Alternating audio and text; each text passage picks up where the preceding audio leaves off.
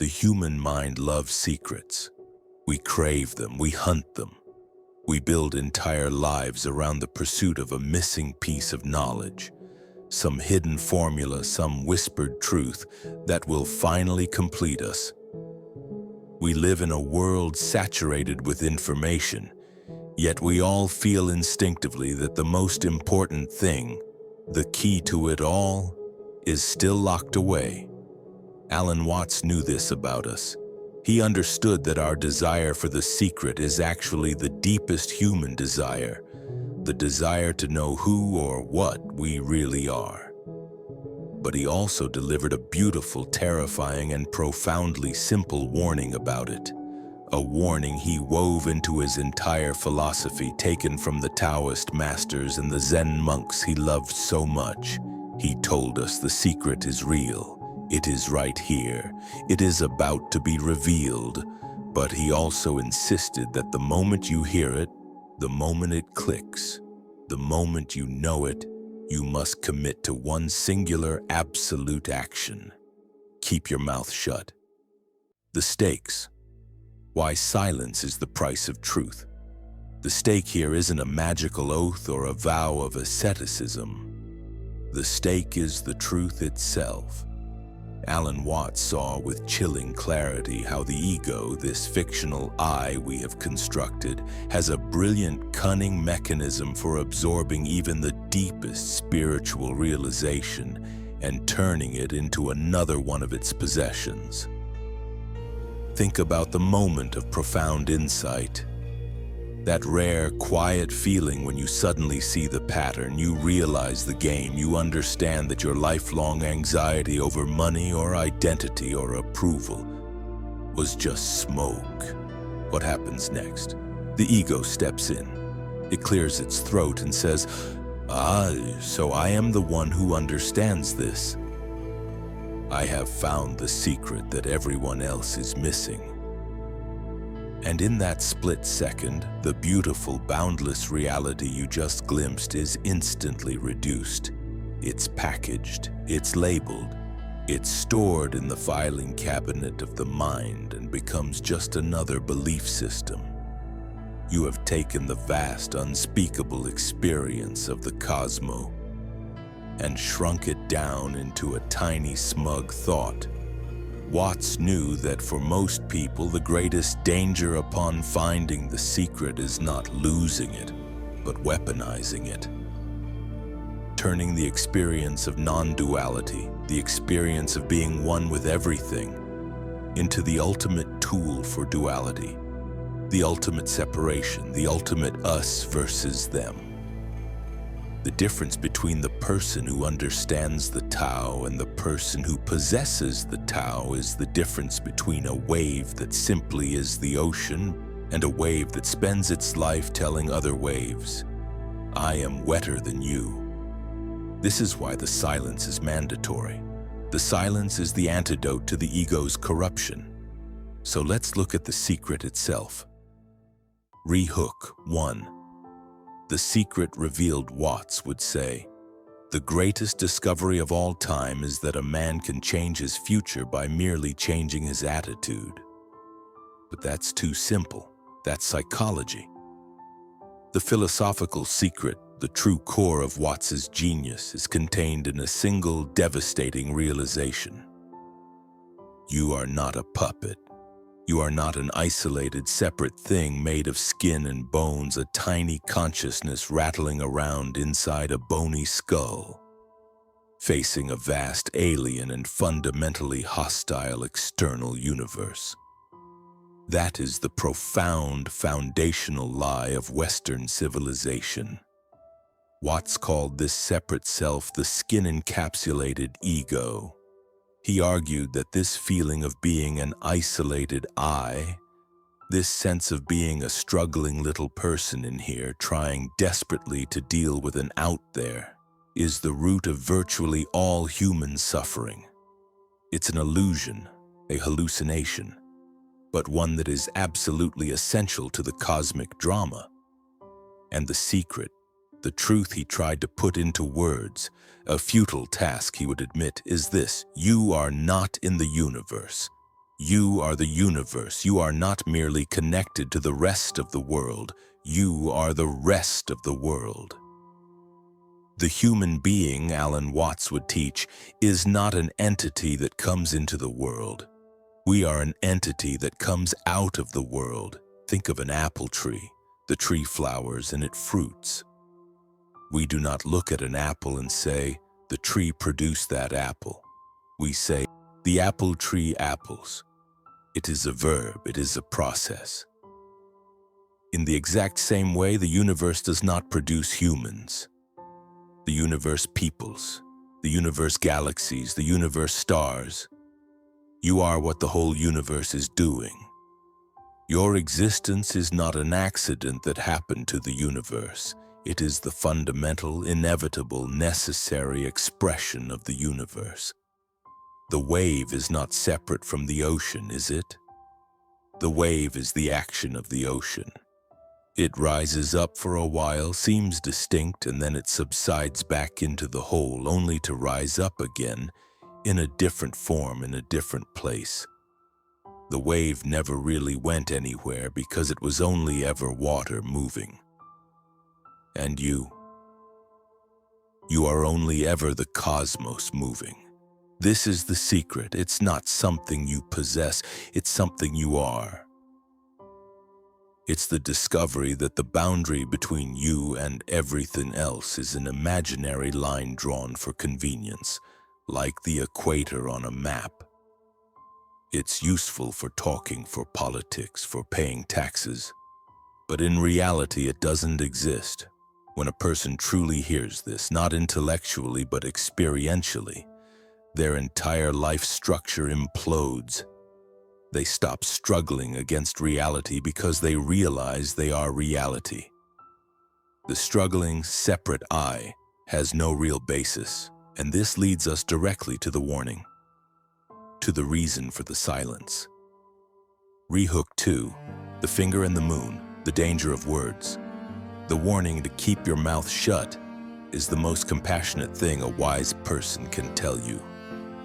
Because the moment you try to communicate this profound unity, this it, through the inherently divisive nature of language, you destroy the very thing you are trying to share.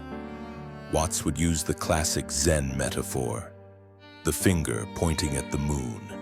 Language is the finger, the experience of non-duality, the secret, the vastness of the cosmos being you. That is the moon.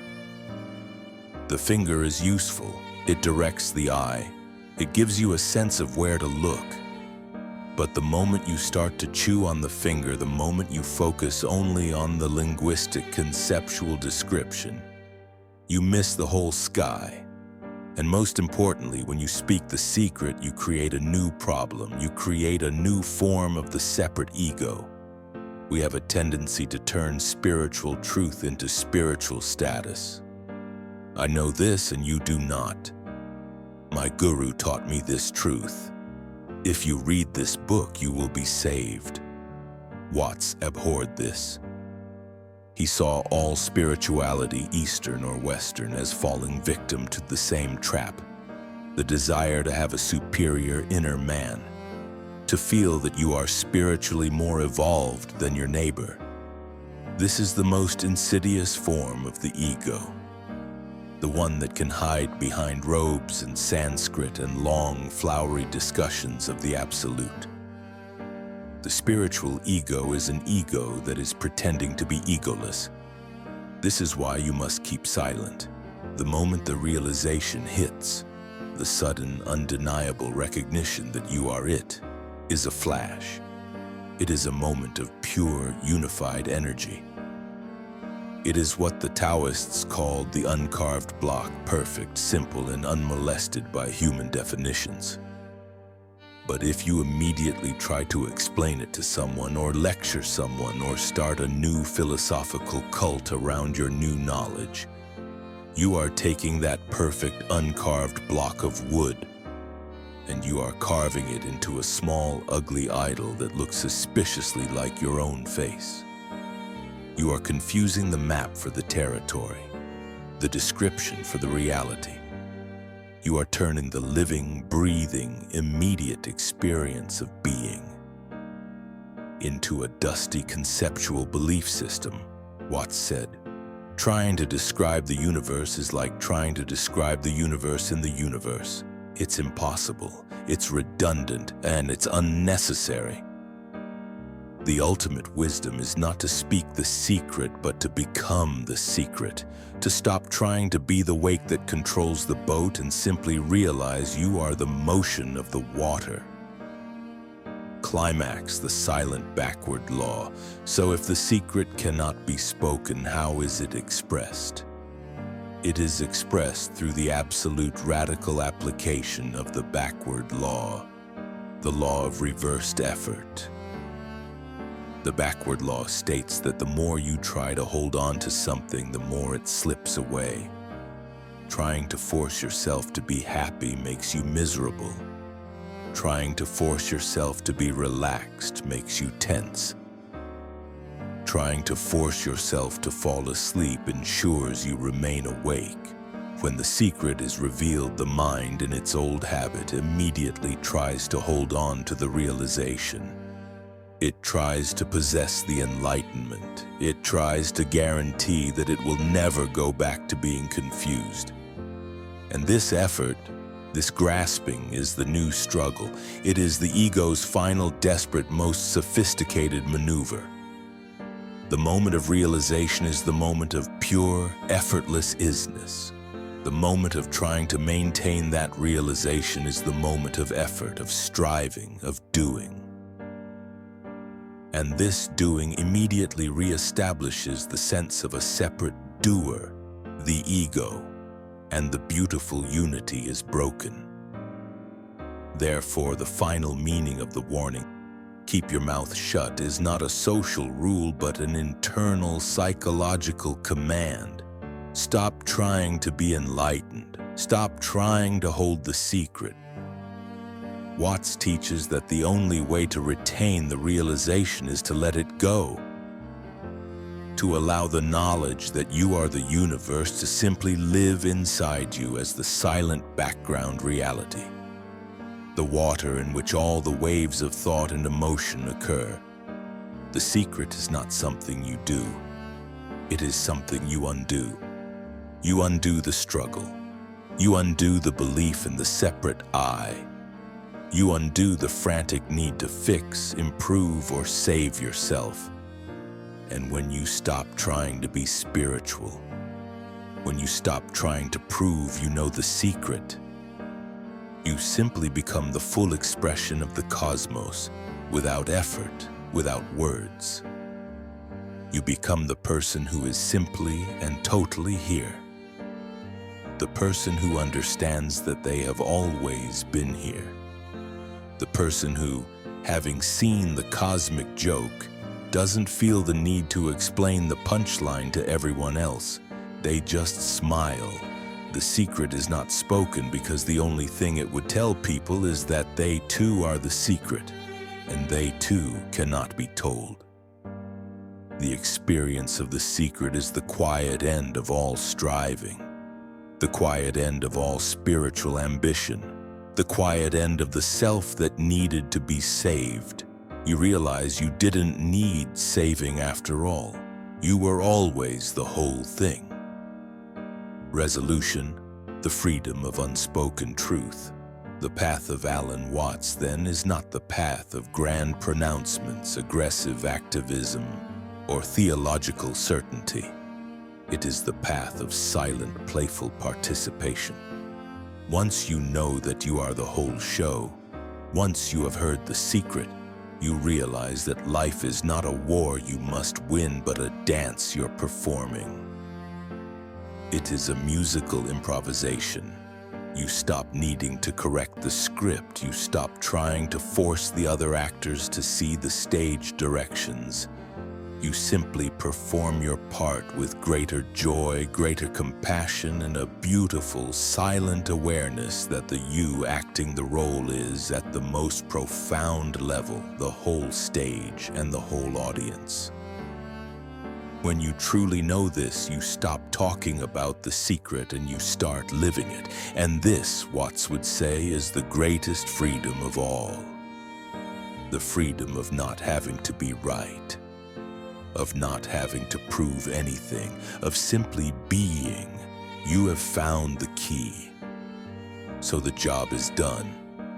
The invitation then is to simply stop looking, stop striving, stop talking, and see with perfect clarity what remains when the effort falls away. What remains is everything.